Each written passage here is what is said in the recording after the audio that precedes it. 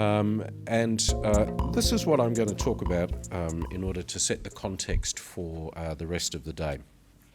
And let me highlight my overall judgments first. I think the white paper presents, notwithstanding the range of changes that we've seen in the last year, a good framework. But we have a flood of negative strategic developments that's making the region more risky and dangerous. And so there is a risk that we'll see a mismatch emerging between our strategic outlook and our capability development plans. So I want to talk a little bit about that. I'm going to talk about, I think, a growing challenge for defence, which is about how we look at the come-as-you-are force, the force we have now, as being the one that may be called upon to do more in the relative shorter term. And following on from Richard's comments, I want to talk a little bit about the alliance relationship as well. So,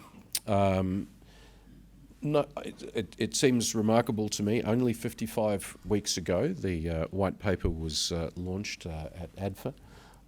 I should acknowledge the presence of Chief of Air Force, who was sitting up on the stage that day, and thank you for being with us today as well, Leo. And what that document set out was 6 key drivers, which it said would shape the development of Australia's security environment to 2035.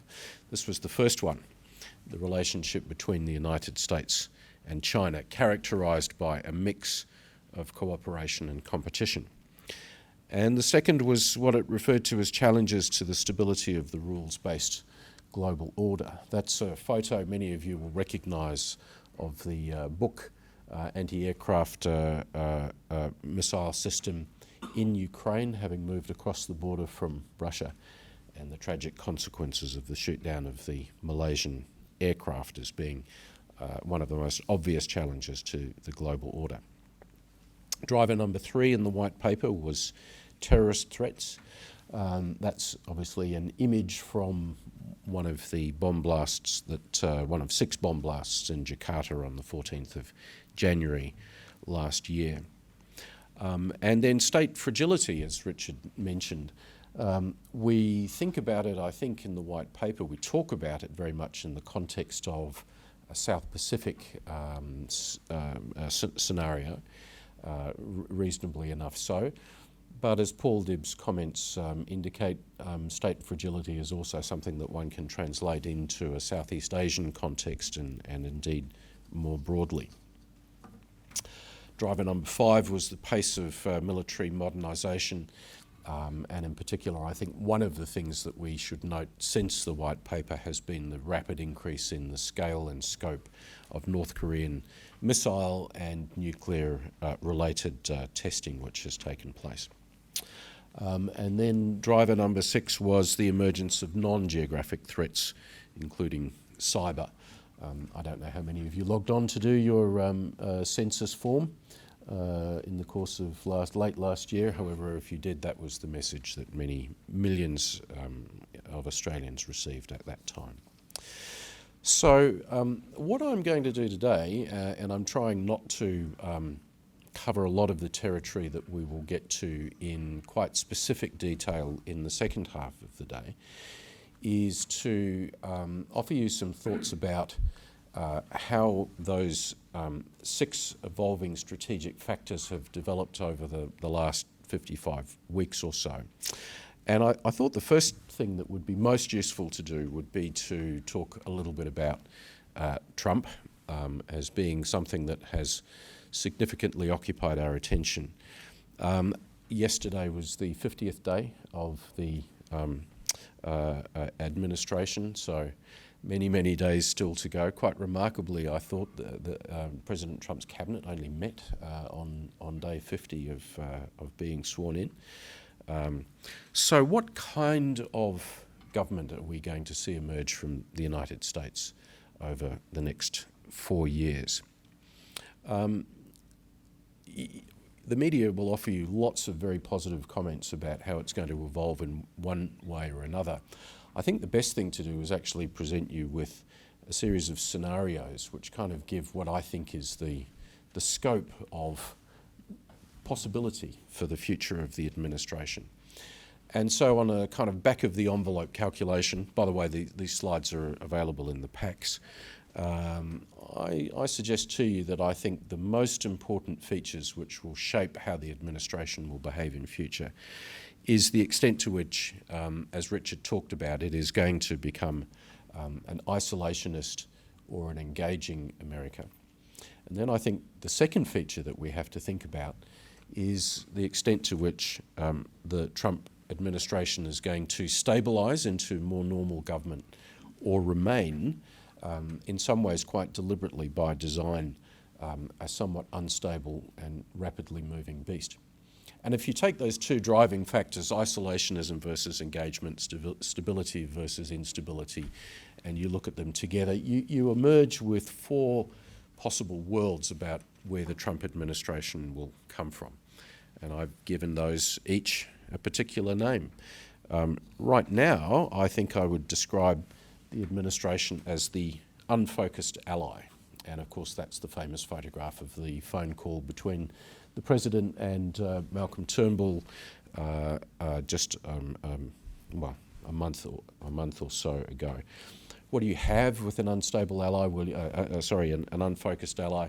Well, a lack of attention being paid to key alliance relationships, a reactive administration which is very much responding to events as they happen, a slow transition process, and certainly the administration's transition has been very slow in terms of getting people into critical jobs, and a China which is left quite uncertain about where it might go. I think the best world that we might hope for is what I called a tougher status quo, which is to say the US moves up into a world where the government stabilises and it seeks to sustain its engagement. And what's that tougher status quo going to look like? Well, one signal came from the speech that Secretary of Defence Mattis gave at the Munich Security Conference about a month or so ago. He gave a very strong statement about America's commitment to NATO and to European alliances, but made this point that it was going to have to be prepared to carry its share of necessary costs in the defence of our freedoms. And I think that possibly represents where the administration will direct its energies to, a tougher status quo, where there's going to be more expectations on the Allies, probably a tougher relationship with China, a much more transactional set of relationships, which is based less on emotion and more, what have you done for me recently? And it seems to me that's at least one likely or possible direction.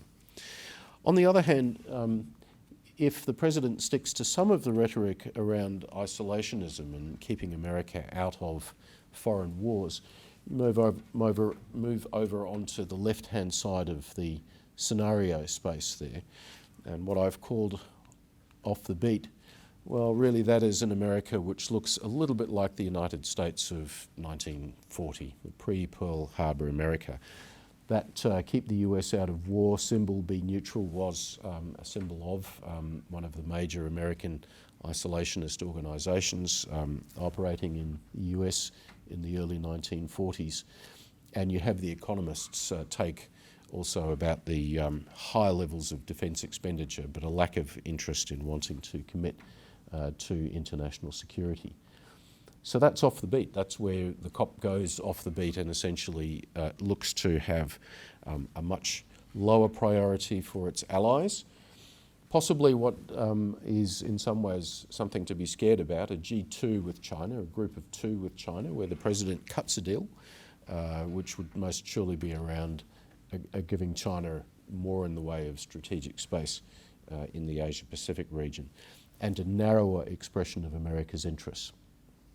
And finally, we've got what I've called New World Disorder, which is a combination of those isolationist instincts and a continued approach of instability in terms of the American government. And if I had to find something which was symbolic of that, it would be the attitudes of one of the President's most senior advisors, Steve Bannon. Just read that quote for a second. I want to bring everything crashing down and destroy all of today's establishment. That is a remarkable comment to make from a person who's now the chief strategist for the US administration. So, New World disorder. I don't think it would be wise to say this isn't going to happen, that the American situation will normalise. I think we just have to say it's one of the scenarios that is currently in play. And so from an Australian point of view, the question is, well, where does our interest reside? And I'd argue that it is to do what we can to shape American policy to that tougher status quo, and at the same time to do what we can, what little we probably can, to discourage that drift into isolationism, be it ordered or disordered, in terms of American strategic thinking. I don't think that's a long way away from the Richard Marles call for engagement, and indeed not a long way from the Steve Ciobo call for building regional relationships as being the key objective of Australian strategic policy. So let me go back now to those 6 strategic drivers mentioned in the white paper and really ask the question, well, what's happening with those and how are we progressing against those key areas? US and China, I think you could say that it is probably normalising to some extent. We did have a rocky start where the President appeared to hold open the possibility that even the one China policy could be open to a new deal-cutting arrangement. But this is the language that is prevailing most recently from the White House and the State Department, where the President in his first phone discussion with President Xi talked about honouring the one China policy. But look, serious problems remain. South China Sea, I think we're going to see a stronger set of American policy responses there. Taiwan, I think we will see the administration look to provide significant weapons sales to the Taiwanese government over the next few years. North Korea, potentially the earliest and most difficult flashpoint that we have to deal with. And the trade relationship around which I think we have a lack of clarity around what the US will do. TPP is now a dead parrot. There's, I think, no wishing it back into existence in 4 years' time. And what we need to see from the administration is the compelling Republican story of American strategic interest in the Asia-Pacific to come forward as an alternative. That was the first driver, China-US relations. Second driver was the rules-based global order, which, Leo, you and I will have counted 57 mentions of the rules-based global order in the white paper. I'm afraid it does look more like an obituary than a sort of a song of health when it comes to the rules-based global order. And a very interesting speech from Sergei Lavrov, the Russian foreign minister at the Munich Security Conference, the same one that General Mattis talked to, where he basically said it was the end of the rules-based global order. Something else was going to come up. As you see from his comments, he characterises the rules-based global order as an instrument for the growth of an elite club, that was the West, and it's now over. It's clear such a system can't last forever, he says. And I think that does present a serious challenge for Australian foreign policy, is if this is such a core strategic objective for us to sustain, if other key players around the world are now talking about the rise of the post-Westphalian world, what is this order we're claiming to want to sustain and promote in our part of the world? So that is a strategic driver, somewhat under challenge. And we did have these very interesting comments from Julie Bishop in Singapore 2 days ago, where she was really saying the opposite of the Lavrov arguments, that for countries to be successful, you need to turn yourselves ultimately into democracies. The Chinese have had a rather sharp reaction against that today. Driver number 3 was terrorism. Go and have a look at this article by Ephraim Ben Melich, which I found just a few days ago, which looks, I think, in a very detailed way. It actually looks at the origins of something like 30,000 IS fighters, to identify what countries they come from and what the common factors are that is worth noting. Of course, the largest number of IS fighters come from Middle Eastern countries. But if you look at proportions of IS fighters against domestic Muslim populations, some interesting factors come out. And he's got a little thing here showing that in fact some of the largest contributors of IS fighters by proportion of 10,000 Muslims in their populations come from very moderate, essentially liberal and tolerant Western countries. Look at Finland up there. And he makes the point that one of the common factors is that you have essentially a failure of assimilation in these states. Sorry. US, by contrast, down here, a much significant smaller number of Muslims per 10,000 population, and that circle there is Australia. So kind of more in the American mould, where greater levels of integration have taken place over the years. Where are we going to go in the next little while? Well, as I say in my title here, School's Out. I think the story of 2017 and 18 is going to be about the return of foreign fighters to those domestic environments. Okay, let me move on more quickly. Richard talked about state fragility. That's just a screenshot of an ABC story about the extent to which China is now finding itself investing into PNG and the South Pacific more generally. And a rather lovely photograph here of a Russian Lieutenant General in Suva from last year, looking slightly uncomfortable in his warm weather gear, Paul handing over defence equipment to the South Pacific. If there'd been time to talk with Richard, I think what I would have been saying there is the extent of Australian influence in the region is now significantly less than was the case even 10 years ago, and dealing with that is going to be quite challenging. The next key driver that the white paper talked about was military modernisation. I'm going to skip over this one. The context of this is what President Trump promised in the lead up to the last election, a significant increase in the overall size of the US military. For example, a navy of 350 ships would require building in the order of 40 major surface combatants, roughly twice the size of the Australian Navy. Can they afford it? Can they do it? Does it make a significant difference? I think two things that we will have to increasingly worry about is what I've referred to here as third offset, which is the American search for essentially new war-winning technology to give them dominance in the field. This is a rather interesting looking thing here. It's not a prop from the latest Iron Man movie. It's actually a DARPA research project on a robot designed to provide assistance to wounded warriors. I'm not sure if it would do deep psychological damage to me if I saw one of those things coming up. But, you know, it does give you a sense about where some of the more exotic investment is taking place.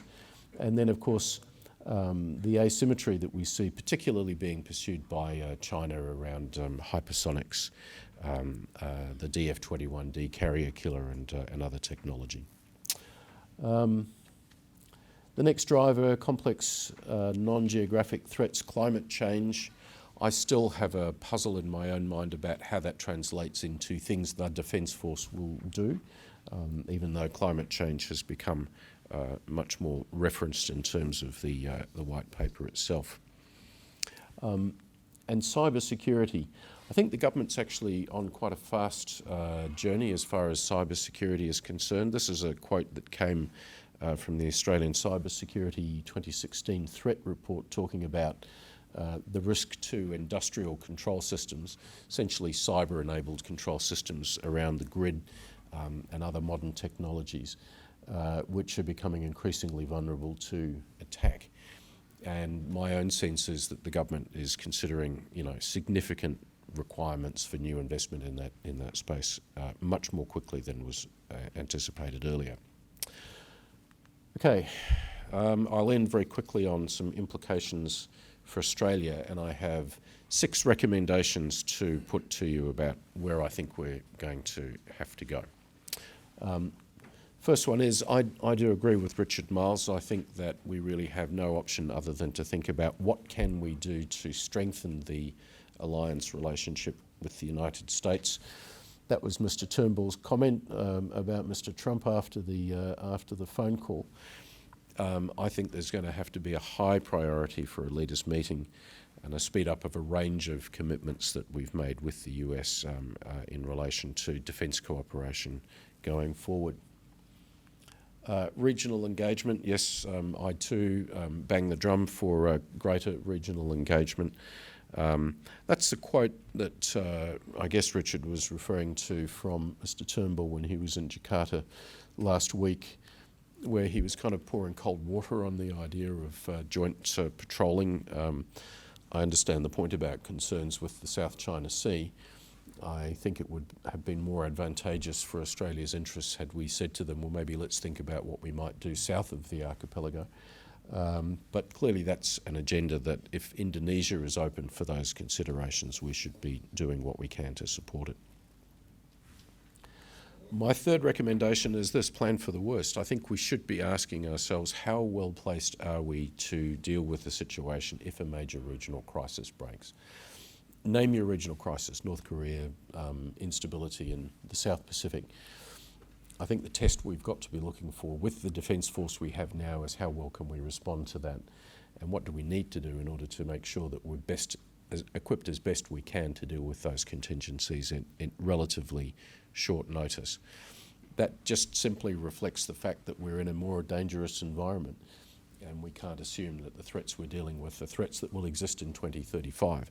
What about 2019? What about 2020, for example? My next recommendation goes to the critical infrastructure point. You might not have noticed this press release when it came through from Scott Morrison and George Brandis in just before Australia Day this year.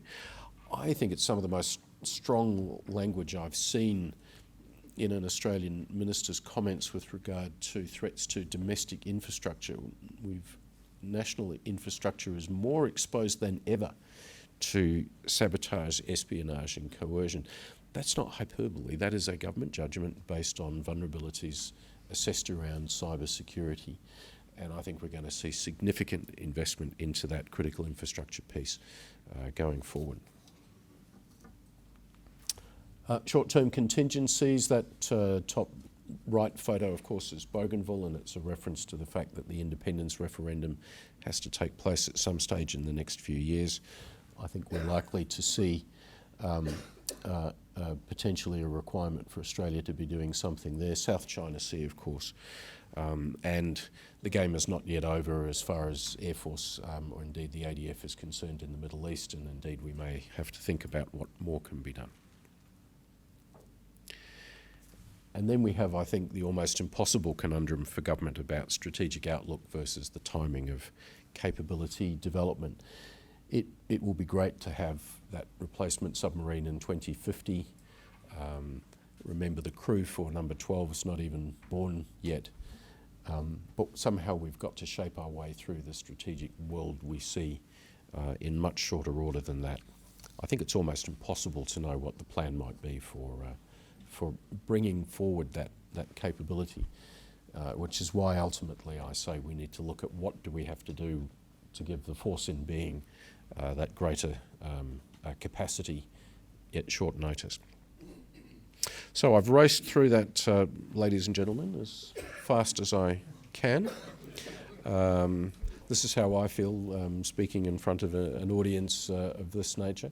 I'll give you, if anyone has some short questions, a couple of minutes of that before we break for a slightly delayed morning tea. So, over to you. Any comments or questions? Yes, please. Peter Clay from CSC.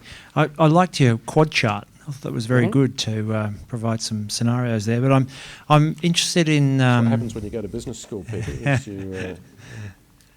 So, the question in my mind out of that is so what, and which draws me back to the question you actually asked Richard about the percentage spend on defence, 2% floor or ceiling. I mean, within that, what's your sort of view on just how broad those figures could be or would need to be? I think that we will find ourselves in a situation where very rapidly the 2% of gross national product, which is currently being celebrated by government and opposition as a sort of almost unreachable achievement, will be seen as a floor rather than as the ceiling for what our defence expenditure should be. And why will we come to that view? I think we'll come to it because the nature of security developments in our own region will drive us to that point. So if we see a crisis in the South China Sea or in North Korea, or if something in the South Pacific comes up for which only Australia will really have the interest and the capability to intervene, then that will quickly, I think, lead to a daunting realisation that 2% is probably the minimum that we can credibly get away with rather than some sort of high point to observe.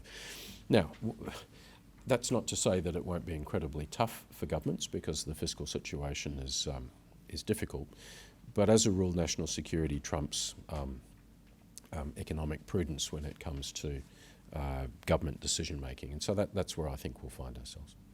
I'm not surprised, though, that Richard was hesitant to sort of say more or less, because clearly that's only events will bring us to that point. But if you look at the trends in the region, it seems to me that's where we're heading. Yeah. One question over here.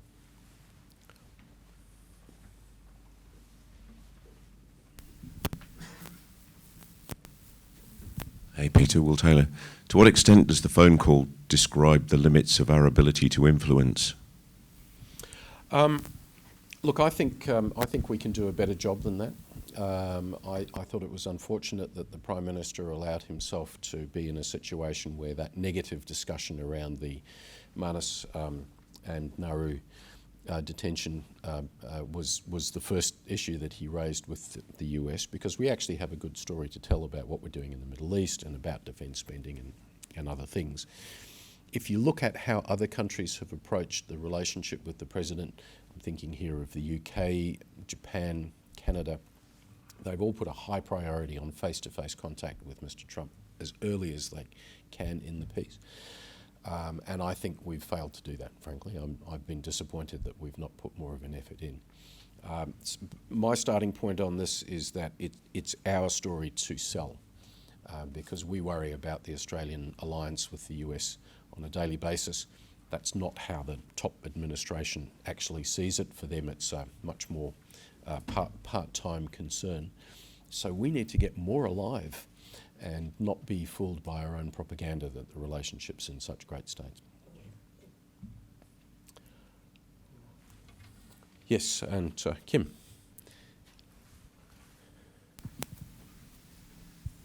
Mate, I find that enormously helpful. That's a really good diagram and to get our heads around.